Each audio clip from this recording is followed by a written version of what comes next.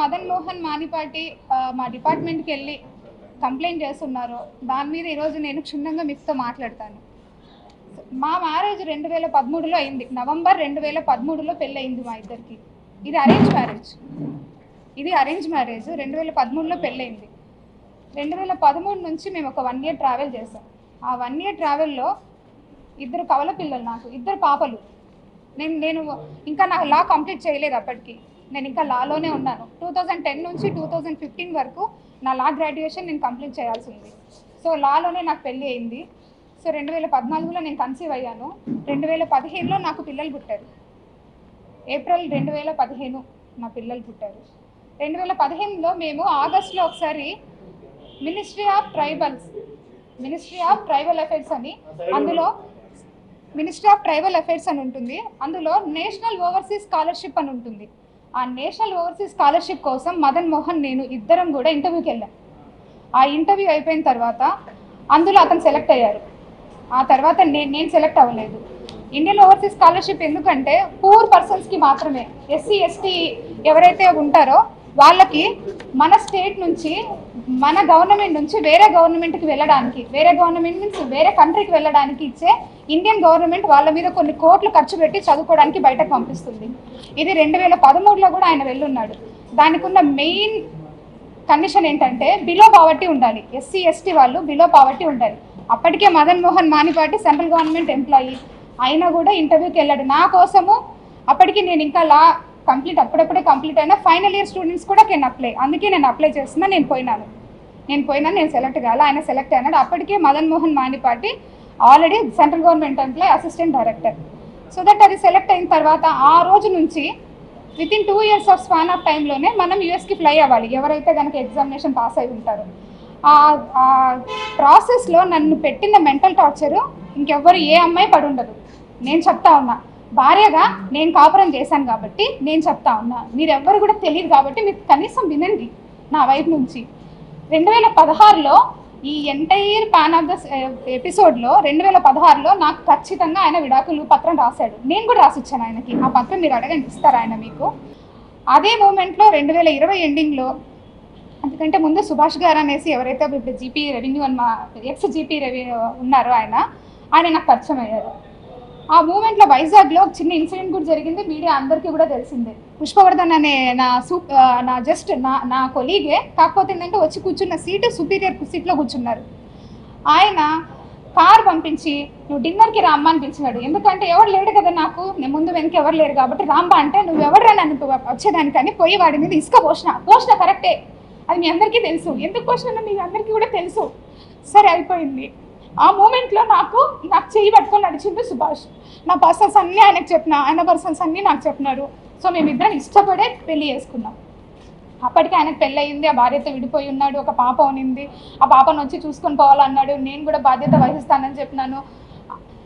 So నా పిల్లల గురించి కూడా ఆయనకు చెప్పిన, నా ఎంటైర్ స్టోరీ ఆయనకు చెప్పిన. ఆయనకు నచ్చింది, నాకు నచ్చింది, మా అత్తకి మా అత్తకు నచ్చింది. మా మామయ్య గారు లేరు, మా వదిన ఉన్నారు, వాళ్ళ ఫ్యామిలీకి నచ్చింది. నేను 2021 వరకు వైజాగ్లోనే ఉన్నా. 2022 నేను విజయవాడ ట్రాన్స్ఫర్ చేయించుకున్నా. ఎందుకంటే అప్పటికే నా పైన రోజు పేపర్లోనే రోజు ఎంత స్ట్రెస్ అంటే ఒక ఆడపిల్లకు ఉద్యోగం చేయడము. ఇంతమంది అబ్బాయిల్లో నేను ఒక్కదాన్ని మాట్లాడుతున్నాను, మీరు అర్థం చేసుకోండి. అంత స్ట్రెస్లో కూడా నేను జాబ్ చేసిన. నాకు ఈ గొద్దు విశాఖపట్నంలో నేను చెయ్యను, నేను రిటర్న్లో రాసిచ్చి వచ్చిన. నా ప్రొఫెషన్ కంప్లీట్ కాకుండానే నేను విశాఖపట్నంలో పని చేయలేను ఇంత ప్రెజర్లో అనేసి. అక్కడ ఏం తప్పు చేసినామో నాకు ఇప్పటి వరకు అర్థం కాలే. ఉద్యోగమే చేసినాం, నేనేం తప్పు చేయలే. సార్ తప్పు చేస్తుంటే నేను పనిష్బుల్ అవుతాను గవర్నమెంట్ ద్వారా.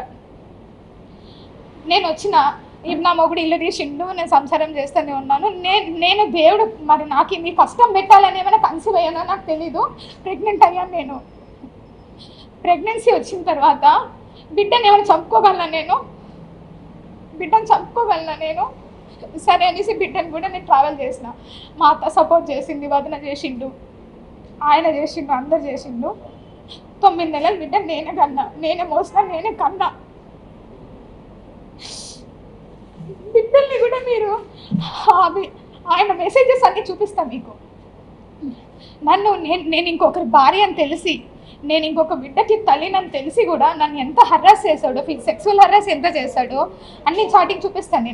నేను మీకు అబద్ధం చెప్పాను, ఎవ్రీథింగ్ చూపిస్తాను. ఈ 2000 అయిపోయింది. యూఎస్ నుంచి రిటర్న్ వచ్చాడు మదన్ మోహన్ మానిపాటి. రిటర్న్ వచ్చిన తర్వాత కూడా నేను చెప్పిన బిడ్డ ఇది అనేసి వచ్చిన వెంటనే విశాఖపట్నం వచ్చాడు తన బిడ్డల్ని చూసుకునేదానికి. ఇదే అండి అనేసి బిడ్డను తీసుకొని చూపించినాను కూడా నేను అతనికి. చూపించిన తర్వాత అతను చాలా మెంటల్గా స్ట్రాంగ్గా ఫిక్స్ అయిపోయాడు. అంత జరిగింది. తర్వాత నేను ఎందుకు అడిగినానంటే సుభాష్ అప్పటికే మేము సుభాష్కి తెలుసో తెలియదో నాకు తెలీదు. ట్రైబల్లో ఎప్పుడు కూడా మేము రాసుకున్నాం విడాకుల ఒప్పందం. నేను ఆయనకు రాసిచ్చిన, ఆయనకు నాకు రాసిచ్చిండు. నేను అది కూడా చెప్పిన ఆయనకి. లేదు లీగల్గా కూడా తీసుకో అన్నారు. సరే అనేసి నేను మదన్ మోహన్ మానిపాటిని అడిగిన. సరే అనేసి ఇద్దరం కలిసే డాక్యుమెంట్ చూపిస్తా, ఇద్దరం కలిసే మేము విశాఖపట్నం కోర్టుకి అప్రోచ్ అయినాం.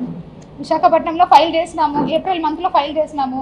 ఆ ఫైల్ చేసిన దానికి గాను ఇద్దరి మధ్యన ఒక అండర్స్టాండింగ్ మీద కొన్ని ఎంఓయూలు కూడా రాసుకున్నాము. పిల్లల విషయము, తర్వాత ఇల్లు విషయం, ప్రాపర్టీల విషయము, బంగారం విషయము, కార్ విషయము, ఎవ్రీథింగ్ రాసుకున్నాము. సరే ఇంత జరిగింది, ఇంత బాగా ఉంది. మదన్ మోహన్ మానిపాటికి సడన్గా మరి ఏమైందో తెలియదు. అంతకంటే ముందు నుంచే అతని మనసులో ఉన్న అనుమానము, మీ పేపర్లో ఏదైతే పెట్టాడో ఈ అనుమానం అంతటి కారణము డబ్బు. ఆ డబ్బు నన్ను 30 కోట్లు నేను సంపాదించి ఇచ్చేంత అర్హత కానీ లేకుంటే ఉద్యోగం కానీ నా దగ్గర లేదు. ఎస్పెషల్లీ ఏంటంటే ఇంత ఇష్యూ జరగడానికి కారణం ఐఎమ్ వన్ ట్రైబ్. నేను ఒక ఎస్టీ అమ్మాయిని కాబట్టి ఇంతమంది నన్ను టార్గెట్ చేశారు. ఇంతమంది అంటే అందరినీ నేను అనలేనండి. నన్ను ఎవరైతే ఇంతగా ఎలా మాట్లాడుతున్నారు అనేది నాకు ఈరోజు కనీసం మీరు ఒక్కొక్కరు చెప్పాలి. మీరు అదే వేరే కులం వాళ్ళని అనగలరా? ఒక ట్రైబ్ అమ్మాయి నేను ఉద్యోగం చేయకూడదా? నేను మంచి బట్టలు వేసుకోకూడదా? నేను నగలు వేసుకోకూడదా? నేను సంపాదించకూడదా? నేను కష్టపడి అడ్వకేట్ ప్రాక్టీస్ చేశానండి. నేను ఎవరి దగ్గర ఒక సొమ్ము లాక్కోలే. నాకు చేతనైతే ఒక 10 మందికి ఉద్యోగం కోసం నా దగ్గర తెలిసిన వాళ్ళని ఎంతోమందిని అడిగాను నేను. ఇప్పుడు ఇంకా సాయిరెడ్డి సార్ గురించి వస్తే మీకు చెప్పాల్సిన వెరీ ఇంపార్టెంట్. ఆయన ఒక రెస్పెక్టెడ్ పర్సన్. విజయసాయిరెడ్డి సారు నేను ఫస్ట్ టైం విశాఖపట్నంలోనే చూసిన ఆయన్ని. నాకు చిన్నప్పటి నుంచి ఒక సర్పంచ్ కూడా తెలియదు. మా రాయలసీమలో నేను నంద్యాల, మా రాయలసీమలో ఆడపిల్లలు దేనికి బయటకు పోయి ఊర్లు తిరిగేది లేకుంటే ఎంఆర్ఓ ఆఫీసులకు తిరిగేది నాకు తెలీదు. నేను ఎన్నడూ ఒక సర్పంచ్ని కూడా చూడలేదు నేను పుట్టి పెరిగినప్పటి నుంచి. ఒక్కసారిగా ఒక ఎంపీ గారు నాకు పరిచయం అయ్యేసరికి అబ్బా ఇలా ఉంటుంది, ఎండోమెంట్లో ఏమేమి జరుగుతుందో మీకు కూడా తెలియాలి కాబట్టి చెప్తున్నాను. ట్రస్ట్ బోర్డ్స్ కూడా ప్రతి ఒక్క జ్యూరిస్డిక్షన్లో ఎమ్మెల్యే కానీ సర్పంచ్లు కానీ లేకుంటే అక్కడ ఉన్న హానరబుల్ రెస్పెక్టెడ్ పీపుల్స్ ఎవరైనా సరే చెప్తే వాళ్ళు ఒక లిస్ట్ ఇస్తారు. ఆ లిస్ట్లో కమిషనర్ అల్టిమేట్ అథారిటీ ఉంటుంది. ఆ అల్టిమేట్ అథారిటీ కోసం సార్ వాళ్ళు కూడా మాకమ్మ ఇవన్నీ కూడా ట్రస్ట్ బోర్డులు ఎన్ని ఉన్నాయో అడగండి. ఆ విధంగా డిపార్ట్మెంటల్ ఇష్యూసే మాట్లాడినాం సార్తో. నేను ఎక్కడ కూడా నా పర్సనల్ ఇష్యూ ఒక్కటి కూడా చేయించుకోలేదు. ఎవరైనా ఉంటే కూడా అలాంటివి ఉన్నా మీరు నాకు అడగండి, నేను చెప్తాను. ఈ విధంగా పరిచయమైన వ్యక్తి. ఆయన వయసు ఏంది? నా వయసు ఇప్పుడు 35 ఏళ్ళు, ఆయన వయసు 68 ఏళ్ళు. ఎట్లా మాట్లాడతారు మీరు? అంటే ఏ ఆఫీసరు ఏ ఎమ్మెల్యేతో మాట్లాడద్దా? ఏ మినిస్టర్తో మాట్లాడద్దా? ఏ ఆఫీసర్లు మాట్లాడద్దా? ఇప్పుడు నేను మీతో మాట్లాడుతున్నాను, ఇంత మాత్రాన మీకు నాకు ఏమైనా రిలేషన్ ఉన్నట్ట? ఒక ఆడపిల్ల మాట్లాడకూడదా? అంత పెద్ద ఆయనతో మీరు మాట్లాడేటప్పుడు కనీసం నేను ఇక్కడే ఉన్నానుగా, సస్పెన్షన్ పీరియడ్లో ఊరు దాటకూడదని నాకు ఇచ్చారు ఆర్డరు.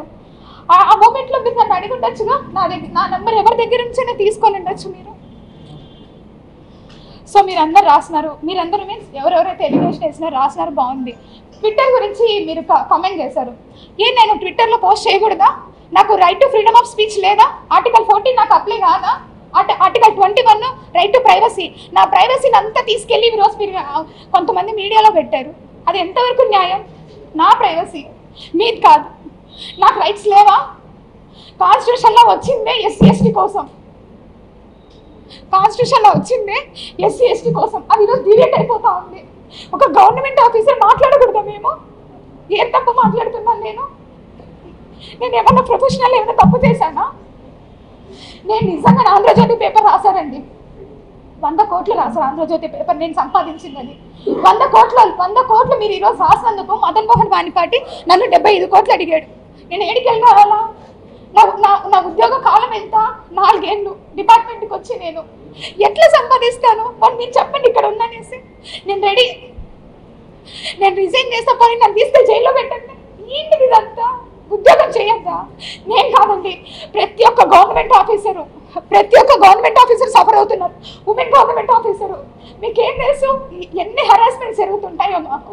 ఆడపిల్లలకు నాకు న్యాయం చేసేసి ఆర్థికంగా న్యాయం చేస్తాం, ఏం చేస్తాం, నిన్నైతే వదిలేసుకుంటా, పిల్లలకి న్యాయం చేసేసి వెళ్ళిపో, నేను ఇంకొక ప్లాన్ చేసుకుంటా లైఫ్ అన్న నేను అన్నాను. ఎందుకంటే అమ్మాయిని ఆ బిడ్డ నా బిడ్డ కాదు నాకు తెలిసిపోయింది.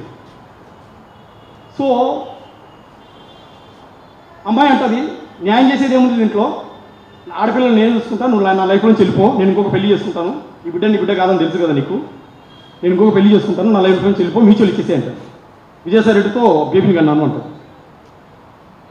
విజయసాయిరెడ్డితో కనడం ఏంటి, బేబీని కనడం ఏంటి, నన్ను ఇక్కడ వెళ్ళిపోనడం ఏంటి, వాట్ ఈస్ దిస్, ఏం జరుగుతుంది ఇక్కడ అసలుకి, నేను ఎక్కడికి వెళ్ళిపోవాలా, నా పిల్లలు వదిలేసి ఎట్టు వెళ్ళిపోతాను నేను, నాకు 42 ఎక్కడికి వెళ్ళిపోవాలి, నేను 42 ఎక్కడికి వెళ్తాను నేను. విజయసాయిరెడ్డిని సార్ వెళ్ళి అడిగే ధైర్యం నాకు లేదు సార్, ఎందుకంటే నా దగ్గర సర్కమ్స్టెన్షియల్ ఎవిడెన్సెస్ ఉన్నాయి కానీ పక్కా ఎవిడెన్సెస్ లేవు. ఒకటి సర్కమ్స్టెన్షియల్ ఎవిడెన్సెస్ అంటే నేను అమెరికా వెళ్ళే ముందు విజయసాయిరెడ్డి గారిని ప్రజా దర్బార్ వైజాగ్లో జరుగుతుండగా 500 మంది బయట ఉన్నారు, శాంతి నేను లోపలికి వెళ్ళాము, ఫుడ్ బాక్స్ తీసుకుని సార్ నేను అమెరికా వెళ్తున్నానని యాంటీ రూమ్లోకి తీసుకెళ్ళి more than 20 to 30 minutes sir కూర్చోబెట్టి శాంతి నన్ను కూర్చోబెట్టి కాఫీ తాగిపించారు, కాఫీ ఆఫర్ చేశారు, అమెరికా వెళ్తున్నాడు మదనని. నేను కూడా ఆయన రైట్ పేజ్, అది హెల్దీ పేజ్లోనే ఉన్నాను నేను కూడాను. సార్ అన్నారు, మదన్ శాంతి చాలా ఫాస్ట్ ఉంది, చాలా స్పీడ్గా ఆలోచిస్తుంది, నువ్వేంటి చాలా హానెస్ట్గా ఉన్నావు, ఏమో సార్ దేవుడు అలా ఇచ్చాడు, అమ్మాయి చాలా ఫాస్ట్ ఉంది, మీరు ఆ తండ్రి వయసులో ఉన్నారు, మీరే చూసుకోవాలి పాపని అంటే, నేను చూసుకుంటా మదన్, నువ్వు వెళ్ళిపో, విల్ టేక్ కేర్ అన్నారు. నేను అమెరికా వెళ్ళిపోయాను సార్, అది అమెరికా వెళ్ళే ముందు జరిగింది సంఘటన చెప్తుంది, ఇన్సిడెంట్ ఇది సార్ జరిగింది. సో జనవరి నుంచి ఒక నెలంతా కూడా నాకు ఐవీఎఫ్ అని చెప్పింది. ఐవీఎఫ్ కొన్నాళ్ళేమో అన్నోన్ డోనర్ అంటుంది, హాస్పిటల్ చూపించదు. అంత అయిన తర్వాత ఐవీఎఫ్ అన్నోన్ డోనర్ ఎవరో కాదు విజయసాయిరెడ్డి సారే అంటుంది. అది చూపించమంటే ఎవిడెన్స్ చూపించదు. పెద్ద ఆయన ఎట్లా బయటకు వస్తారు అంటది, ఆయన బయటికి రారు, వేరే వాళ్ళు వస్తారు ఆయన ప్లేస్లో తండ్రిగా, నువ్వు ఎగ్జిట్ అయిపోయినా లైఫ్ నుంచి, నువ్వు వేరే పెళ్లి చేసుకో అని ఆమె చెప్పడం. ఇది సార్ జరుగుతుంది. సో నాకు జనవరి, ఫిబ్రవరి, మార్చ్ ఈ 3 నెలలు ఇదే torture, Vijayasai Reddy sir sir sir sir sir పెద్ద సరేనమ్మా, పెద్ద అయినా సరే యాక్సెప్ట్ చేస్తాను, నువ్వేదో చేసావు తప్పు, వదిలేసుకుంటాను, నాకు ప్రూఫ్ కావాలి, నా ఆ ప్రూఫ్ పక్కా కావాలి, పక్కా ఇస్తే వదిలేస్తా. సో నాకు ఇక ఏప్రిల్ ఆ టైంలో నేను విజయసాయిరెడ్డి గారిని ఏమి చూపించలేని పొజిషన్లో నేను అడగలేను. సో నాకు ఏదేదో పేర్లు చెప్పింది, నాకు పేరు ఒక్కొక్క వారం ఒక్కొక్క పేరు చెప్తాను. ఇక నాకు చిరాకు వచ్చేసి ఏప్రిల్ ఎండ్లోనో మేలోనో I went direct to Apollo hospital Vizag వెళ్ళిపోయింది సార్. వెళ్ళిపోయి మార్నింగ్ 4 o'clock వెళ్ళిపోయి అక్కడ సెక్యూరిటీ లేపి, నేను I'm the father of baby, 2023 April 15వ తారీఖు బేబీ పుట్టింది, శాంతి కాలింగిరి నా వైఫ్, నా పేరు మానిపాటి మదన్మోహన్ అంటేనే, తను నా పాస్పోర్ట్ వీసా కూడా చూడలేదు, టకా కంప్యూటర్లో కొట్టాడు, చూశాడు. మీకు డాక్యుమెంట్స్ ప్రూఫ్స్ అన్ని చూపిస్తాను, నేను ఆ హాస్పిటల్లో నా పేరు ఉన్నది, మీకు కావాలంటే పంచుతాను నేను డీటెయిల్స్ అన్ని కూడా. ఇది సార్ జరిగింది. నాకు ఆ డాక్యుమెంట్స్ ఇచ్చారు, డాక్యుమెంట్స్ కూడా తెచ్చాను. దాంట్లో బేబీ ఫాదర్ నా పేరే, హస్బెండ్ నా పేరే, ఫ్రంట్ ఆఫీస్లో కంప్యూటర్లో. నేను అన్నాను, సార్ నాకు కేషీట్స్ కావాలి, కేషీట్స్లో డీటెయిల్స్ ఉంటాయి కదా అంటే, కేషీట్స్ మార్నింగ్ తీసుకుంటారు అన్నారు. సో 11 o'clock వరకు వెయిట్ చేసి కేషీట్స్ తీసుకున్నాను. కేషీట్స్ తీసుకుంటే నాకు ఒక చిత్రమైన పేరు కలిగింది సార్. ఆ కేషీట్స్ కూడా ఒరిజినల్స్ ఉన్నాయి, తెచ్చాను హాస్పిటల్ నుంచి. ఆ కేషీట్స్లో హస్బెండ్ ప్లేస్లో పి సుభాష్ అని ఉంది, పి అంటే పోతిరెడ్డి సుభాష్. ఫాదర్ బేబీ పుట్టిన తర్వాత 4 తర్వాత బేబీ పుట్టిన తర్వాత ఫాదర్ వచ్చేసి పోతిరెడ్డి సుభాష్ అని. ఆ పేరు నేను ఎప్పుడు వినలేదే, ఎక్కడ వినలేదు, ఎవరు అని ఆలోచిస్తే అప్పుడు నాకు రవీంద్ర భారతి దగ్గర గోల్డ్ అందించిన వ్యక్తిని గుర్తొచ్చింది. క్యాండిడేట్ ఎవరు అసలు పి సుభాష్, పోతిరెడ్డి సుభాష్. నేను కూడా అతను శాంతిని అడగలేదు, నేను హాస్పిటల్కి వెళ్ళి శాంతికి తెలియదు, నేను తనకు తెలియకుండా వెళ్ళి డాక్యుమెంట్స్ బయటకు తీసుకున్న తర్వాత నేను ఇన్వెస్టిగేట్ చేసి తీసుకున్నాను. దాంట్లో సుభాష్ గారి పేరు వచ్చింది. తర్వాత ఈ సుభాష్ గారి మీద మొత్తం రీసెర్చ్ చేశాను. అసలు Pothireddy Subhash Reddy son of Pothireddy Thimmareddy from Pileru, Chittoor. ఆయన ఆధార్ కార్డు, ఆయన బయోడాటా కూడా ఉంది, కావాలంటే ఇస్తాను. I did a lot of investigation, hectic investigation. Data అంతా తీశాను. ఆయన ఏంటి, ఆయన ఎవరి దగ్గర పనిచేస్తాడు, ఏ మనిషి, అన్ని అడ్వకేట్ ఎక్కడ చేస్తాడు, ఆయన నాకు తెలిసిందంటే అప్పటికి special government pleader for revenue Andhra region Amaravati. నేను శాంతికి చెప్పలేదు. సో ఒకరోజు పిలిచి అడిగాను, అమ్మ శాంతి ఇట్లా ఎవరు విజయసాయి మన సుభాష్ అనేది దాంట్లో సిగ్నేచర్ మా ఫ్రెండ్ అని. అట్లా ఫ్రెండ్ అవుతాడు, మా ఫ్రెండ్ అయితే ఫ్రెండ్గా పెట్టాలి కదా, ఫాదర్ హస్బెండ్కి ఎలా పెడతాడు, ఏదో ఆ రోజు అర్జెంట్గా ఉన్నాడు, పెట్టాడు, మీకు కావాల్సిన డాక్యుమెంట్స్ చూపిస్తాను. నాకు డౌట్ వచ్చి నేను ఆయనకు సుభాష్ గారికి ఒక 1 week తర్వాత ఫోన్ చేశాను. సుభాష్ గారు ఇది పరిస్థితి, ఫస్ట్ మెసేజ్ పెట్టాను. సుభాష్ గారు మీ పేరు ఒక పెద్ద ఆయన పేరు వస్తూ ఉంది బయటికి, మీకు మెసేజ్ కూడా చూపిస్తాను, అది మెసేజ్ ఇప్పటికి ఉంది నా దగ్గర, చూపిస్తాను. మీ పేరు పెద్ద ఆయన పేరు వస్తూ ఉంది, దీని మీద మీ స్టాండ్ ఏంటి అన్నారు. లేదు నా స్టాండ్ ఒకటే, మదన్ గారు నా స్టాండ్ ఒకటే, ఆ బిడ్డకు నాకు ఎటువంటి సంబంధం లేదు. ఆ రోజు నేను డెలివరీ రోజున వైజాగ్లో ఉన్నాను, అమ్మాయి పిలిచింది, నేను వెళ్ళాను, అటెండ్గా సైన్ పెట్టాను.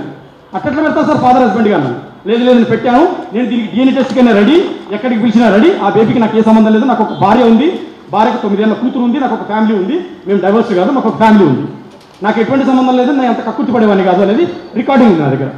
ఇఫ్ యూ వాంట్ నేను షేర్ కూడా చేస్తాను recording. I'm ready for DNA test అనేది రికార్డింగ్ ఉంది, ఆయన రికార్డింగ్ షేర్ చేస్తాను. సో ఈయనేమో కాదు అంటాడు. శాంతి ఏమో ఇన్ని రోజులు డ్రామా చెప్పింది, పెద్ద ఆయన చెప్పింది, ప్రూఫ్స్ ఇవ్వట్లేదు, ఏదో పేరు చెప్పింది. ఇప్పుడు నాకు ఆ బిడ్డకు తండ్రి ఎవరు తెలియదు. నేను అటు ఒక చిత్రమైన పరిస్థితిలో పడ్డాను సార్. నేను విడాకులు తీసుకోలేదు మేడం, విడాకులు తీసుకోలేదు. నేను ఈ యొక్క ప్రయత్నంలో నన్ను ఆమె నువ్వు నాకు మ్యూచువల్ ఇస్తావా లేదా అని నాకు థ్రెట్ కాల్స్ భయపెట్టడం జరిగింది. ఎస్ ఎస్ ఎస్ ఇదే డాక్యుమెంట్, శాంతి గారు చూపించిన డాక్యుమెంట్ ఇదే, ఆ డాక్యుమెంట్ ఇదే. ఏం సార్ చేశాను సార్, చూసాను. సో ఇది సార్, ఇది ఒరిజినల్ డాక్యుమెంట్ ఇదే. ఇందులో శాంతి గారి సిగ్నేచర్ లేదు సార్. ఇందులో శాంతి సిగ్నేచర్ లేకుండా మ్యూచువల్ ఎలా సైన్ పెడతాను? ఇది చేసింది నేనే, ఒప్పుకుంటాను సార్. సార్ ఇది చేసింది నేనే, ఇది మీరు చేసింది నేనే, ఈ సిగ్నేచర్ చేసింది నేనే. కానీ ఇది 2016 డాక్యుమెంట్ కాదు, ఇది జూన్ 2024లో ఎంటీ డాక్యుమెంట్ తెచ్చి తన మ్యానుస్క్రిప్ట్ రాసుకొచ్చి నాతో బలవంతంగా కొహిషన్, బలవంతంగా భయపెట్టి నాతో బలవంతంగా సిగ్నేచర్ చేసింది. లేకపోతే అక్కడ అమ్మాయి సైన్ ఉండాలా? ఇక్కడ సాక్షి సంతకాలు ఎక్కడ ఉన్నాయి సార్? ఐఎమ్ రెడీ టు, నేను నమ్మిన దేవుడి మీద నాకు నేను సాక్షి చెప్తున్నాను. I'm ready to go for narcotic analysis of lie detector and even you can send the original document to A forensic department. అది 11వ తారీఖు జూన్ 2024, ప్లీజ్ నోట్ డౌన్. 11వ తారీఖు జూను 2024లో సైన్ పెట్టాను డాక్యుమెంట్. అంటే ఇది డమ్మీ డాక్యుమెంట్. మీరు కావాలంటే ఈ పేరు మీద ఇక్కడ మదన్ మోహన్ అని ఉంది, మీరు దీన్ని రిట్రీవ్ చేసి ఈ పేపర్ ఎవరి పేరు మీద నుంచి వచ్చిందో ఒకసారి రిట్రీవ్ చేస్తాం. There are lot of chances ఇది నిజమా కాదా అని. సో బలవంతంగా నాకు రాయించింది. నేను ఆ రోజు ఫోటో తీసుకున్నాను సార్. ఇది ఆ రోజు అమ్మాయి నాకు ఇవ్వనంటే నేను ఫోటో తీసుకున్నాను. ఇక్కడ కెమెరా తీసుకున్నాను సార్, ఫోటో తీసుకున్నాను. ఎందుకంటే నాకు ప్రూఫ్ కావాలి కదా. ఇప్పుడు ఆమె సిగ్నేచర్ కూడా పెట్టలేదు. మేము ఎక్కడ నాకు హ్యాండ్ ఇస్తుంది అనేసి లేదు లేదు మేడం. ఒకవేళ ఉంటే ఎవరైనా పెద్దలు ఉంటే రమ్మను. ఏ కుల ఒక్క ఆచారం లేదు. ఎస్టీ ఇండియన్ ట్రైబల్ ప్రకారము ఏ విధంగా అయితే హిందూ సంప్రదాయం పెళ్లి చేసుకుంటాం, విడాకులు కూడా అదే విధంగా విడిపోవాలి. చేశారు. వీడియో కావాలంటే చూపిస్తాను. ఆమె ఒకటి సార్, ఈ 2016లో విడాకులు తీసుకున్నా ఉంటుంది కదా, 2017, 18, 19, 20, 21 వరకు I enjoy beautiful and healthy family life with her. I have a మీకు బర్త్డే చేసుకునేవి ఉన్నాయి. 2021 అంత వీడియో ఇప్పుడే చూపిస్తాను. కావాలంటే మీరు తర్వాత బ్రీఫ్ క్వశ్చన్ కన్నా వీడియో చూపిస్తాను, డ్యాన్స్ అన్నీ చూపిస్తాను. సో హెల్దీ లైఫ్ ఉంది. నా దగ్గర ఒక రికార్డ్ ఉంది మేడం. నేను సుభాష్ రెడ్డి గారితో 2 సార్లు మాట్లాడాను. పోతిరెడ్డి సుభాష్ రెడ్డి గారితో 2 సార్లు మాట్లాడాను. ఫస్ట్ టైం నేను మాట్లాడాను, అప్పుడు నేను రికార్డ్ చేయలేదు. రెండోసారి నా అడ్వకేట్ తోటి మాట్లాడించాను. మాట్లాడిన రికార్డు ఉంది, ఆ రికార్డు మీకు షేర్ చేస్తాను. అందులో విజయసాయిరెడ్డి పేరు, శాంతి పేరు, తను వైజాగ్లో ఏమేమి చేశాడు, తనకు శాంతికి విజయసాయిరెడ్డికి ఉన్న రిలేషన్ ఏంటి, నెక్సెస్ ఏంటి, అన్నీ ఆయన ఎక్స్ప్లెయిన్ చేశాను. రికార్డ్ 10 minutes రికార్డు ఉంది, అది షేర్ చేస్తాను. అందులో ఈ టుక్ వెరీ ఫర్మ్ స్టాండ్ తీసుకున్నాడు. ఆయన పెద్దలు, నా తండ్రి వయసులో ఉన్న వ్యక్తి. సుభాష్ రెడ్డి గారికి నాకు ఏమి లేదు. సుభాష్ రెడ్డి గారికి ఫర్మ్ స్టాండ్ తీసుకున్నారు. మీకు రికార్డ్ షేర్ చేస్తాను. సో ఈ బిడ్డకు తండ్రి ఎవరో తెలియాలి, ఎందుకంటే నాకు 2 ఆడపిల్లలు ఉన్నారు. రేపు పొద్దున ఈ బిడ్డకు తండ్రి ఎవరో తెలియకపోతే ఫ్యూచర్ కాంప్లికేషన్స్, కన్ఫ్యూజన్స్ చాలా క్రియేట్ అవుతాయి. రేపు నేను సంపాదించే ఆస్తిలో ఈ పిల్లోడు నేనే తండ్రిని అండ్ నా దగ్గరికి వస్తే నాకు ఇబ్బంది అవుతుంది. నా పిల్లలకు ఈ పిల్లోడు ఏమవుతాడో తెలియదు నాకు. అసలు ఈ బిడ్డకు తండ్రి ఎవరో నాకు తెలియదు. సో వీటన్నిటికీ I need the question. Subhash Reddy గారు ఎవరైతే శాంతి నా వైఫ్, ఎవరైతే నా వైఫ్ శాంతి సుభాష్ రెడ్డి గారు నా వైఫ్, నా హస్బెండ్ అని చెప్తా ఉంది. ఆమె మ్యారేజ్ చేసుకోలేదు, అతను నాకు డైవర్స్ ఇవ్వలేదు లీగల్గా. ఎక్కడుందో ఇదంతా fake document. I'm ready for any test, lie detector, narcotic, forensic, I'm ready for any test. ఇది ఫేక్ డాక్యుమెంట్. 11 జూన్ 2024లో సైన్ చేశాను ఈ డాక్యుమెంట్. దీనికి రెడీ. సో అమ్మాయి స్టిల్ షీజ్ విత్ మీ. నన్ను అమెరికాలో మేమంతా హెల్తీ రిలేషన్ ఉన్నాము. నేను వెళ్ళిన తర్వాత షీజ్ ఇన్ ఇలిసిట్ రిలేషన్షిప్, అడల్ట్రేషన్లో ఉంది. ఇప్పుడు ఈ బిడ్డకు తండ్రి ఎవరో నేను సభాముఖంగా పత్రికా సిస్టర్స్ అన్నదమ్ములు అందరూ అడుగుతా ఉన్నాను. ప్రపంచాన్ని అడుగుతా ఉన్నాను. సుభాష్ రెడ్డి గారు కాకపోతే మరెవరు? నా క్వశ్చన్ ఒకటే, ఆ బిడ్డకి తండ్రి నేను చేసిన రికార్డు ప్రకారం ఆయన పేరు సుభాష్ రెడ్డి గారేమో నేను కాదంటున్నారు. విజయసాయి రెడ్డి గారేమో నాకు సర్కమ్స్టెన్షియల్ ఎవిడెన్స్ ప్రకారం ఆయన అనేది నా అనుమానం. సో నేను పెద్ద విజయసాయి రెడ్డి గారితో నాకు ఎటువంటి ఇష్యూస్ లేవు. శాంతి చెప్పిందే చెప్తున్నాను. శాంతి నాకు ఏ స్టోరీ అయితే విజయసాయిరెడ్డి గారి గురించి చెప్పిందో, ఓకే నువ్వు సైలెంట్గా ఉండు, ఓ ముసలా 10-15 ఏళ్ళు చచ్చిపోతాడు, మనకు డబ్బులు వస్తాయి, ఆడపిల్లలకు మిగులుతాయి, నువ్వు సైలెంట్గా ఉండు అని శాంతి చెప్పిందే చెప్తున్నాను. నన్ను నాకు థ్రెట్ ఇచ్చింది, భయపడిచ్చింది, నేను 1 నిమిషంలో లేపుతారు నువ్వు వాళ్ళతో పెట్టుకుంటే అని ఇన్ని డ్రామా చేసింది. సో ఇప్పుడు పెద్ద ఆయనతో నాకు ఏమీ లేదు. పెద్ద ఆయన if is really having high integrity, clean chit, ఈ can come for the DNA test. అది ఎవరైనా జయసాయిరెడ్డి గారు కానీ, జగన్ గారు కానీ, మదన్ కానీ, ఎవరైనా కానీ. Sneha TV, please like, share and subscribe Sneha TV.